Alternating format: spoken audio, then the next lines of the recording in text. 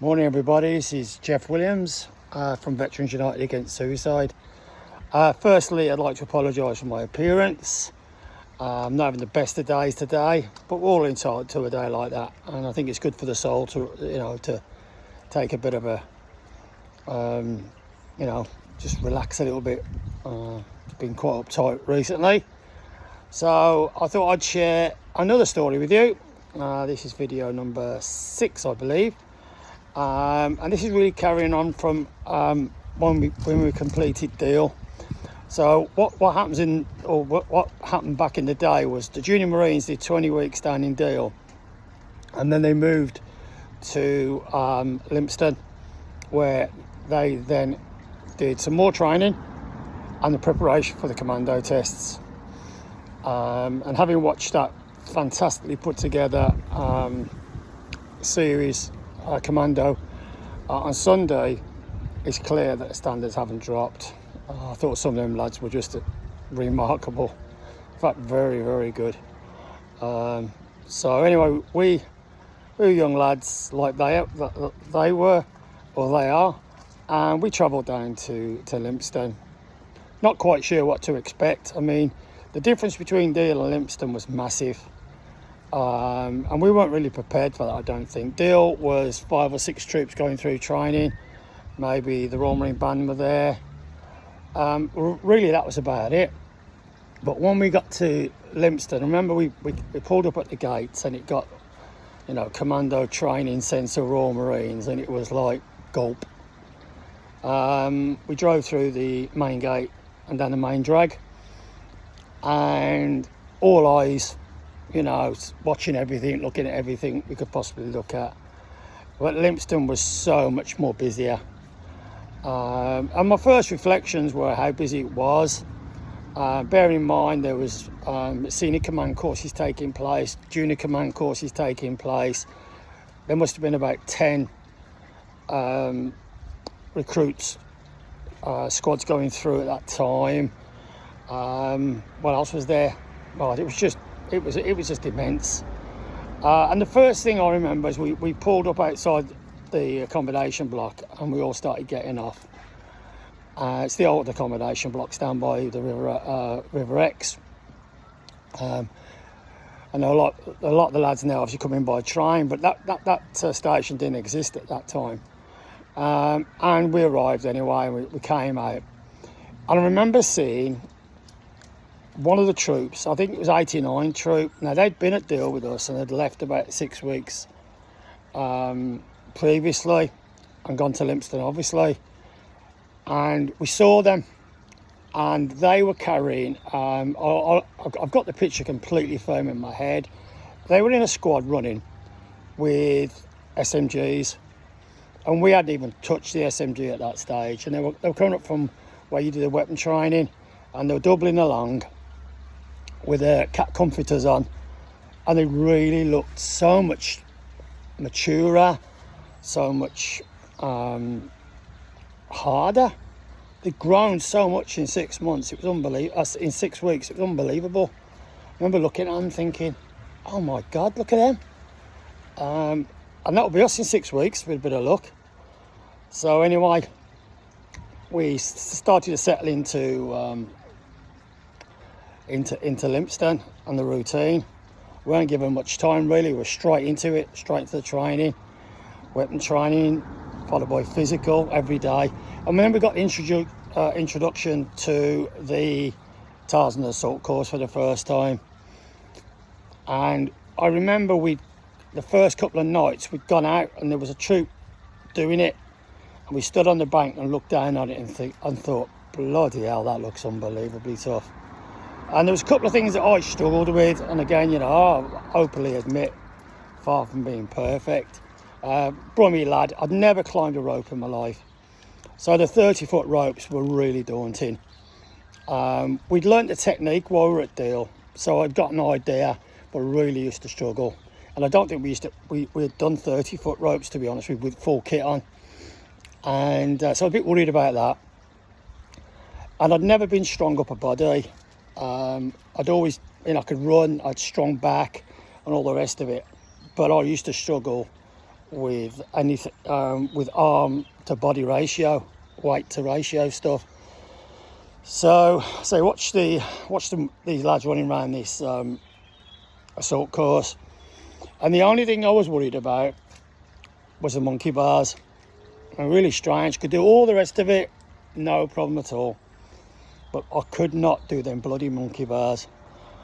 And then we went around the Tarzan assault course again. You know, I noticed that the safety nets and stuff now, that never used to exist either. It was up in the trees, and there was all the, you know, urban myths about people falling off there, and apparently one bloke fell off one day and he sat on his rifle.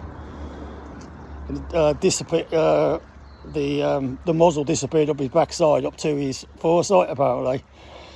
So they said, but you know, what they call him, rifle lollipop or something. But no, there's some scary stories going around about that assault course. We're, you know, psyching ourselves out to be fair. But we soon mastered all the assault course and stuff. But my story really is about the teamwork and that, and how we looked after each other. So we got to Limpston, and we did the assault course the first time. And what they used to say was, you know, you do all the obstacles, and if you struggled on one, you have to do it 3 times, I think it was, and then you'd have to carry on, keep doing it. And I got to, and if my memory serves me right, we used to fall in a certain position, and I was a W, being a Williams, so I was right at the back. So they set us off in groups of 3, if I remember rightly, and the first 3 would go, and I was at the back, I was in the last 3. And every time I got to the monkey bars, they were piss wet through. They were like bloody soap, trying to hold on to them. And I was struggling with the technique anyway. And I'd go bang, bang, bang, splash. Everyone would burst out laughing. I'd run round, bang, bang, bang, splash. Like, she's bloody crazy. And of course, you're losing time, but you're also piss wet through. And you know all your kit's got to be sorted when you get back, and your rifle, because you're going in the water. I did it 3 times. Got a right hard time off the PTI, and then carried on running. I still did it in the time because I could move, but I just couldn't master that. Anyway, I think we'd been there about 6 weeks, and I have to go back a little bit here. We only had, the whole time we were there, we had 2 shore leaves, and on the first occasion they give us a leave pass. And the old and bold will remember, you have to march up to, you have to get all your kits, you have to be immaculate basically. Shirt, tie, if I remember right, I can't remember. All ironed, shoes polished, blah, blah, blah. So anyway, well, we first run ashore in Exmouth, we're really, really excited about it. So we marched up to the guard room, and the guard commander's there. And you have to say, I am P032672F. Junior Marine Williams, Corporal, wishing to granted shore leave or something like that. So he'd look at your pass, he'd go, yeah, and then he'd check you down. And they took great pleasure if there was anything that they thought was wrong with you, or even if they imagined it, just send you away. You had to go back. Now them shoes ain't good enough. You'd have to go back, you know, pull them up again, come back. Yeah, okay, you can go now. And this one time, well, it was the first time, I got, your shoes ain't clean enough. I thought, I can't believe that. I couldn't have made them any cleaner if I wanted to. So we all ran back, because nobody was going to go without me.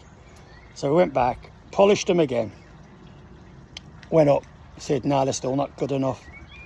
Oh, bloody hell, mate. Oh, well, not mate. Bloody hated the guy, to be fair. So we all ran back again. I didn't touch them. I just left them as they was. Couldn't have got any clean if I wanted to. Went up the 3rd time. He went, immaculate, well done, go ashore.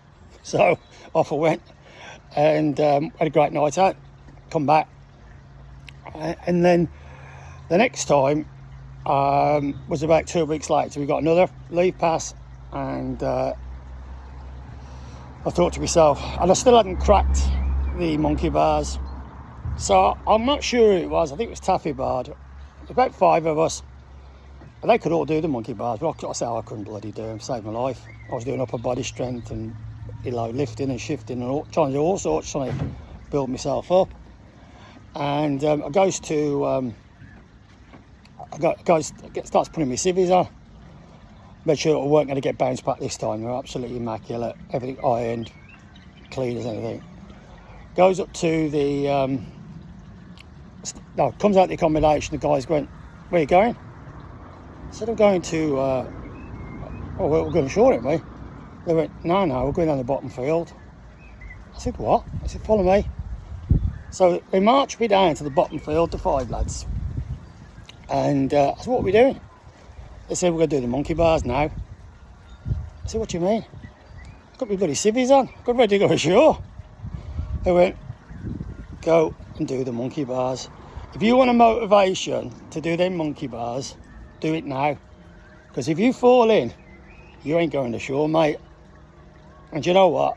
I swear on my life, I did it first time. And then they made me do it again. And I did it 3 times in the end. And then we went down. When we go back to the accommodation, we got mud on my boots, on my shoes, cleaned them up and got ashore. So that's what teamwork's all about. And the truth of the matter is, I never ever had a problem with the monkey bars after that. So I had the confidence I could do it. I should imagine I was in my civvies, ready to go ashore, bit of trapping, and I was sorted. And I thought that was amazing. I often use that story to my guys when I got older, and when I had responsibilities for the guys. I used to say, you never know what you can do until you're in that situation. It was very similar to the Falklands when we went down the Falklands. A lot of the guys had never seen any combat before. I'd seen a little bit. I'd been in Cyprus during the Troubles, and I'd also done a Northern Ireland tour across Maglen, which was pretty horrendous. So I had a good idea, but I looked at some of them guys' faces and they were scared shitless. But let me tell you now, they might have been scared, but they were never going to let me down. I could see in their eyes, they'd done the commando training, they were as good as anybody, and they were up for it. And it was just the unknown. Like many things in life, there's an unknown factor to it. But once you actually crack it, it's amazing how easy it becomes. And I've adopted that on every obstacle ever, since that day. Every obstacle I've come across, I believe it is achievable. I believe, I'll make a statement now, I believe everything in life is possible to overcome it. Every problem. I had one guy once say to me, "Well, what about cancer?" I said, one day there will be a solution to cancer. Someone's got to find it. We're so much better off. I say I'm an example myself. I got through it. I'm a cancer survivor, and I still do what I do now with what limited energy I've got left. But I do believe that you can look in deep into yourself, and especially the guys who have been and the girls who have been in the military. What you've achieved is monumental. So tap into that when you're feeling down. Civvies haven't got that. They have different types of pressures, financial pressures or job pressures and all the rest of it. But we've been there, done it, read the book, got the t-shirt type stuff. But Lympstone was amazing. Like I say, it was just a completely different ball game. If I'm honest with you, I didn't enjoy Lympstone as much as I did Deal. I really liked Deal. I never felt the training team liked me. I was section commander, but even so, I just never felt as comfortable as I did when I was at Deal. And when the commando test started coming thick and fast, again, the endurance course, I've got to be honest with you, I found that quite easy. It was tough, but of all the tests, I thought that was the one I felt most confident that I could do. Always like getting wet anyway, so going through the tunnel, I enjoyed the water tunnel. I thought that was quite easy. I found the tunnels where you go over all the shingle and stuff, the bend and the pitch black, and it's just complete dark in there. I found that quite difficult. That was hard. And then the run back. Once you'd actually started to dry out, and your kit didn't weigh 10 times more than it did when you first started, I find that good. Tarzan assault course, again, once you got the technique weighed off, no problem. And the 30-foot ropes, once I'd sorted that out, I remember the first day I actually achieved that. I was so pleased. It was unbelievable. But again, everybody encouraging everybody to do it was good. And then as I got fitter and stronger, then I started taking more of the lead. I remember somebody telling me, stay in the middle of the pack, Jeff. Don't show your cards. Just do what you got to do. And then they used to say the cream rises to the top. Eventually, you will be recognised because you've got that thing about you. So that's how I did it. The endurance course, the 9 miler was tough. The day we did it was absolutely scorching. I remember tipping my water bottle over my head, drinking a bit of it, spitting that out, trying to cool myself off. But back in them days again, we never had any drink stops or anything like that. You just cracked on with it. And it was tough. I even found the drill quite hard. It doesn't help when you don't know right from left, does it? We used to have this little technique. You say right turn, and I used to have my hand by my side, and I used to, in my mind, I used to go like that, as if I was drawing or writing. Think, oh, that's right. And that's how thick it was when I first started. But it's not knowing right or left. It's just you're under pressure, and the barking out these drills left, right, and centre. And I'd never marched anywhere. I found that quite difficult to start off with, and especially when I was section commander, and you're marching the guys round Limpston, and you're dreading meeting an officer, and you've got to go eyes right and all this type of stuff. It was like, make sure you get on the right foot, Jeff. Oh, it's just tough. But no, great. I think that programme, I watched it twice yesterday. I hadn't watched it because I have to be careful what I watch these days, because it does affect me. And to be honest with you, I watched it twice, a tear in my eye, choked up, thinking that was me. I came from that stock of people. And I think when you've been out a while, sometimes you do forget. You forget you did all that. And it's something to be proud of. Other people look at you differently than you look at yourself. And I think you just got to get your head around that. I like the bloke, that old guy said, Clifford, whatever his name was. He was immense. I loved him. I don't know who put that programme together, but it was fantastic. But he didn't do me any favours, if I'm honest. We had a shared emotions. I was so proud of the guys, and it was emotional the way they put it together. I mean, obviously they were trying to pull at your heartstrings and stuff. But one, I missed it, if I'm honest. When I come the end of it, I thought, oh, bloody hell, it seems like ages ago now. And I got a bit of an headache afterwards. I had to go to bed quite early last night, because it really stirred a lot of emotion in me. I say pride. I'm going to say this, but it's terrible when I think about it. I was envious. I actually felt some envy, a bit jealous of that young lad especially. I thought, he's got his whole career in front of him. God, I wish I could start again, what I know now. I wouldn't have been a bloody RSM, but I'd end up being a colonel, I think. That's not true, because I was never clever enough, but, and I think, again, if there's anybody that's thinking about joining the Marines, Royal Marines, listening, there's a couple of things I took in with me. One was a bit of pride. They mentioned it a couple of times on the programme. I didn't want to come back and being a failure. I couldn't face my dad and say I'd let him down, even though I know he would have just said, you wouldn't let me down, son, whatever you do. But in my mind, I would have let him down. I felt that was quite hard. But one thing I carried with me throughout my whole career was enthusiasm. And I know when I was in my juniors, enthusiasm got me through. Even the simplest tasks, I did it with a, smile on my face and full of enthusiasm. Because I honestly believe you could have two people, and one could be more talented than the other. There was people more talented than me in the Corps, loads, thousands of them. But when they couldn't match me, not a lot of people could match me with my enthusiasm. And I think if you've got two people and you've got one that's really enthusiastic and one that's not, the person with enthusiasm will always rise to the top. And that's how that was the model for me. Try and keep out of trouble. Yeah, I got in loads of trouble, but it was all silly stuff. It was nothing you could go, God, that's bad, Jeff. It was all stupid immature stuff, to be fair, as I was growing up. Always, missed the meaning in some silly little way. But I learnt by my mistakes, and I always volunteered for active service whenever there was any opportunity. I mean, I think I was 19 or 20 when I went to Crossmaglen, and they wanted somebody to oversee the Saracens down there, top gunner. Too right, I wouldn't mind shooting that thing around on the border. So yeah, I volunteered for that, and that pushed me forward, because there were other people that didn't want to do it, but I did. When I think about the New Hebrides, that's another video I'm going to do. Not a lot of people know about that.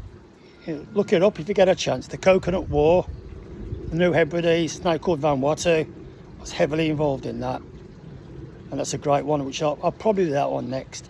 But anyway, like I say, I think the message today is, don't forget who you are. Always remember, everything's achievable. It's a matter of mindset.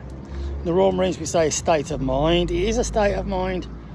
Don't let your brain persuade you can't do something, because it will. It's lazy. It'll say, oh, you can't do that. Yes, you can. You'll be surprised. Push yourself, and you'll be amazed what you can achieve. That's it. That's 21 minutes of my life gone. But hopefully it's helped somebody. Teamwork. The way the guys dragged me down there with my civvies on to go and do a thing that I couldn't do. I just couldn't do it. Every time I got to it was piss wet through, slippier than slippy. And I do 4 or 5 runs, then bang in the water. It was a nightmare. But eventually, I thought he ain't beating me. And they knew that. And here we are today. So thanks for your time. Look after yourself. Like the video, share it if you can. I'm going to put it on my YouTube channel thing. I'm trying to save everything on there if anybody wants to look at them. Hopefully there's some pearls of wisdom there from a silly old boy. See you later.